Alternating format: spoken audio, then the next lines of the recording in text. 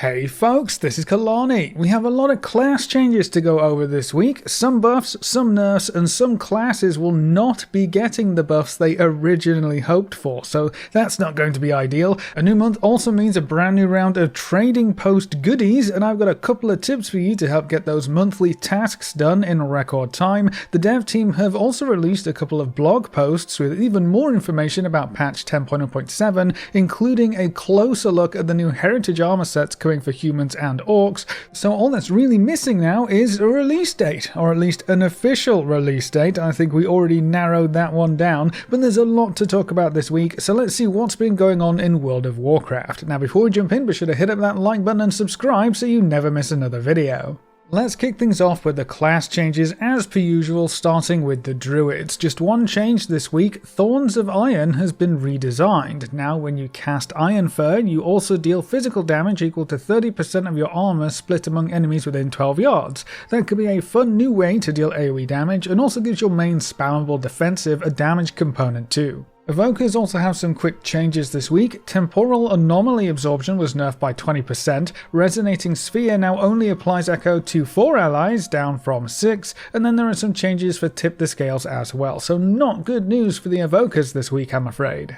Hunters are up next, and these are the previously talked about changes to the Razageth bow and the subsequent buffs for hunter specs to make up for that massive bow nerf. So the bow bonus effect has been changed from attack speed to just flat auto attack damage, making it much worse in 10.07 than it is right now. To offset that massive nerf, Serpent Sting and Death Chakram will see some big damage buffs, as well as Kill Command, Barbed Shot, Stomp and Cobra Shot for base mastery, and Arcane Shot, Chimera Shot and Multi-Shot for marksmanship. Now note that the MM buffs do not apply for PvP combat, so keep that in mind. If you have the bow, this is going to be a juggling act, nerfs on one side, buffs on the other, but if you don't have a bow, these are just straight up big buffs. Now some of these buffs for Beast Mastery specifically have actually been changed in a recent blue post. The kill command increase was cut down to 10% from 25%, so less than half of its previous value. The barbed shot damage increase was reduced down to 12% from 25%, so again half the buff for that ability, but there is an additional change for the kill cleave talent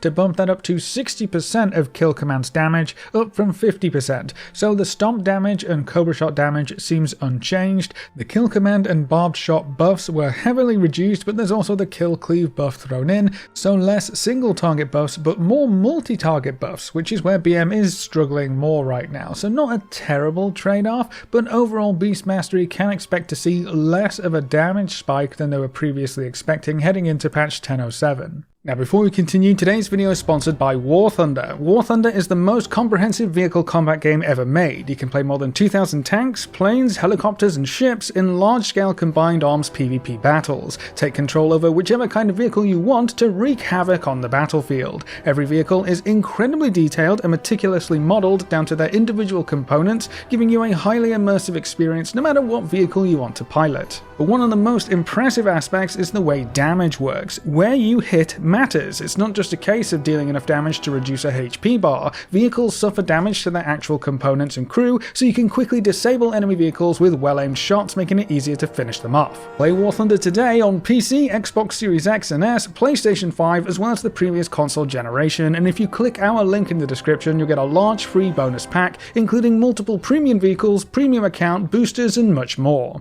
Paladins are up next, and it seems like the big rework is starting to settle down somewhat. There aren't quite as many general class changes, and most of them are slight tweaks or bug fixes, but there is one big change for the new Retribution aura. It's been redesigned. Again, when any part of your raid member within 40 yards takes more than 30% of their health in damage in a single hit, each member gains 5% increased damage and healing, decaying over 30 seconds. So the uptime on this should be higher than before, because the buff lasts for 30 seconds and it triggers off just 30% health hits, which is almost guaranteed to happen to your tanks in most raid encounters. The other big change to point out is probably the Crusader aura change, which will no longer grant extended ranges, which is a shame. Using melee abilities at mid-range was kind of fun. Protection Paladins saw a few bug fixes relating to Final Stand and Incandescence, but as you might expect, Retribution is still seeing big changes every week. There are quite a few bug fixes, a lot of new talents still being added and changed around, but we actually have a few nerfs thrown in this week. Final Reckoning damage was reduced and Wake of Ashes damage was reduced as well.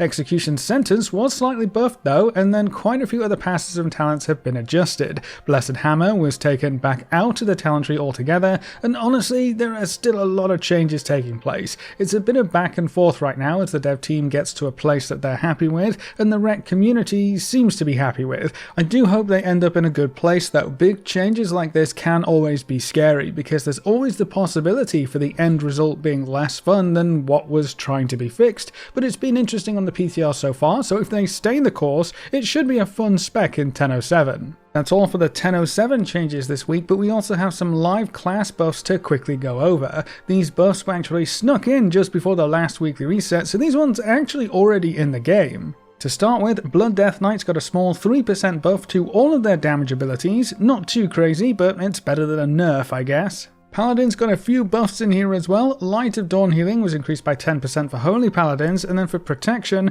Greater Judgment's bonus was doubled, Hammer of Wrath damage was increased by 30%, and Hammer of the Righteous damage was increased by 20%. And then Elemental Shamans also got quite a few buffs to Lightning Bolt, Lava Burst, Earth Shock, Elemental Blast, Ice Fury was buffed up by a whopping 80%, and Frost Shock was buffed up as well. So lots of single target damage buffs for the Elemental Shamans, and again, all of these buffs are in the game right now, so there's no waiting for these ones to come through. That's all for the class changes this week, but I don't think we're going to have to wait too much longer for a lot of those big 10.07 class changes to come through. I'm pretty sure the patch will release this month, now that we're in March, or in the very latest, early in April. The patch is shaping up quite nicely, most of the content is available to test, and we have some more blue posts going over what to expect in the patch, which tells me they've kind of finalized what will be included, and they just need to polish up the edges. The most recent blog post goes over the main points for the patch, including some hints at the story content and features we can expect to see and interact with.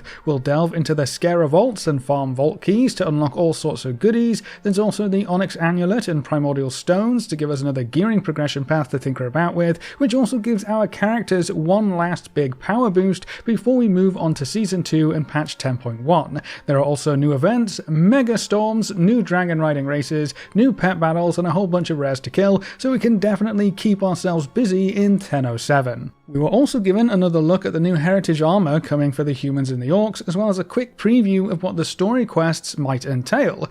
For the humans, we'll be dealing with the Defias Brotherhood yet again, quite fitting with how intertwined the human and Defias storylines are, but there's another mystery plot to thwart and you'll be rewarded with shiny new heritage armor. We also get another look at some of the variations here. The set on the left is heavier plate with blue and gold colours, the middle is cloth with a dress or skirt in red and gold colours with a different helmet style, and then the set on the right is leather styled in more of a green colour. So you can see both colour and style will be highly customizable with these new heritage armor sets, which is really cool to see. For the orcs, it's all about actual heritage. You'll be receiving several blessings to revive a festival from Old Draenor with various clans and many familiar faces. The orc armor also has quite a few variations in colour, belt variations, and horn variations, so I'm looking forward to seeing how both of these sets look in-game.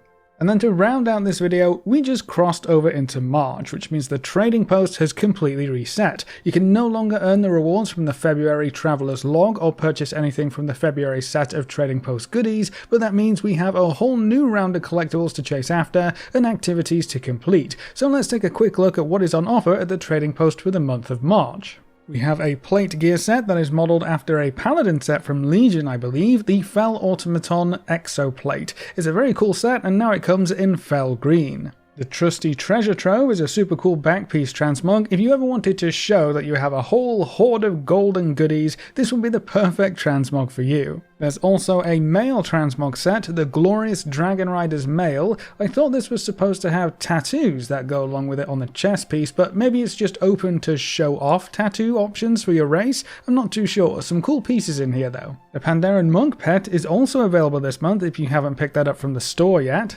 There is a recolor of the incredibly cool Hailstorm sword. This is a purpley shadow version, so that's a must-have for anyone who loves swords and transmog. There's also a really cool looking lion shield. This kind of item makes me really excited for what's coming with each new month in the trading post, because you never know what they're going to throw in. We have two different Blade Master sword transmogs, one with a red handle and then the other one has a purple handle. There's a pirate hat transmog too, just in case you wanted to hang out in Booty Bay a little more, I don't know. The same hooded transmog as last month's is here, but now it's in black, which I think looks a lot better and could be used in a wider variety of transmogs. The version of that without the hood is also in here for black this month. There's a little gnomish bucket offhand transmog, which, I don't know, maybe you can find something to do with it. A new flashy outfit, which is actually super cool, just for 15 coins too. I'll definitely be picking this one up. And then the last item is another cloak transmog, which looks okay, but next to everything else in the trading post, it's nothing too special. And then we have one other big reward to look at, the Traveler's Log Completion Reward. For March we have a new transmog set, so we don't have another mount to go after. I guess they're going to be spreading those mounts out a little bit, but this transmog set is really interesting. We haven't really seen anything like this before, and it kind of reminds me of Lost Ark, but maybe I'm still recovering from that pesky clown boss. Either way, if you fancy running around in a Dark Moon Fair inspired jester outfit, get this month's Traveler's Log done and this set will all be yours. Now, if you're curious how you can work through this month's log as quickly or easily as possible, I've got a few tips and tricks for you.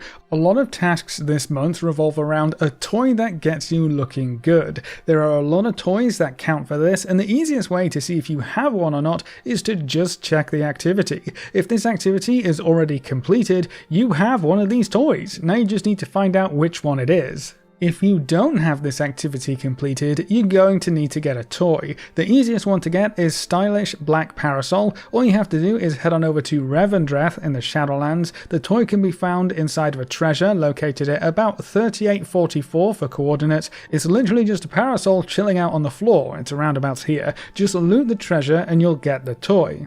So getting this toy is worth 50 points, but you can also use the /flex emote at another player while using the toy, and that will get you another 50 points. You can also go eat the community feast over in Escara while using the toy, that's another 50 points, so lots of quick points if you have or get one of these toys. There's another toy that can give you some easy points too, the overtuned Corgi goggles. These are available during the WoW anniversary event, so if you have them, cool, use them, there's a free 50 points. If you don't have them, well, you're going to have to skip over this one sadly.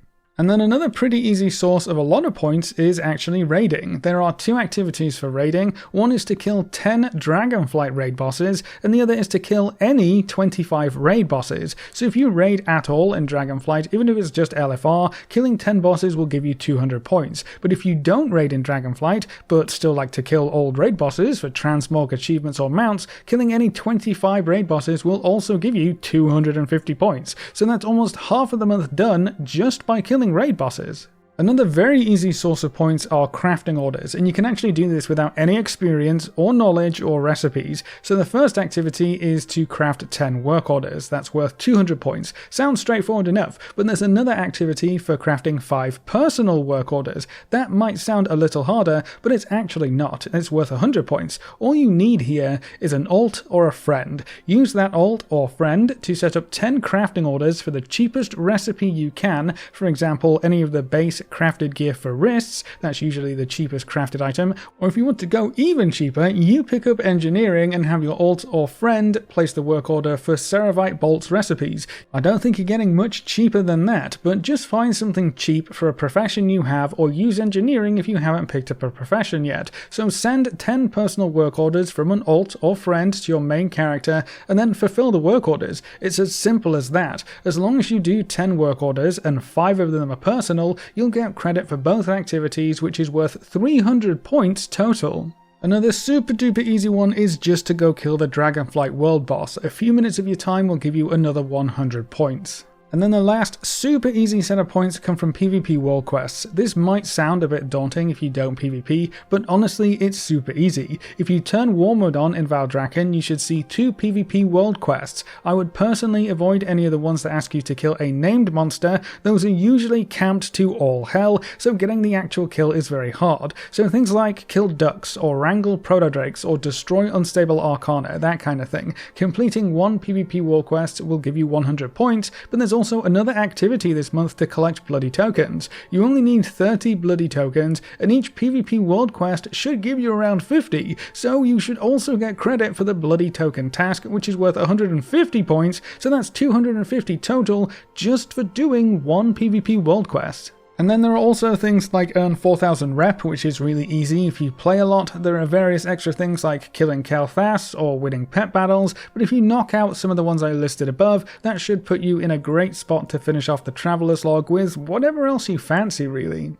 But that's all of the updates for this week, so that's it for this video. What do you think of this month's trading post offerings? Are you going to work towards that fancy Jester's outfit? Is there anything specific you would like to see in the trading post? Leave all your thoughts in the comment section below. Thanks again to War Thunder for sponsoring today's video. With a wide variety of vehicles and combat options available to play, you're sure to find something fun, so use the link in the description to get a large free bonus pack to kickstart your adventures. And a big thank you to all of our supporters over on Patreon and all of our members here on YouTube. You can see their names floating by on screen. If you'd like to add your name to the end of every video with a special shout out at the start of the next video, you can find links in the description over to Patreon or click the join button just below this video. And if you want to see more videos like this, make sure to subscribe and ring that notification bell so you never miss another video. Thanks for watching folks, good luck and have fun, and as always I will see you next time.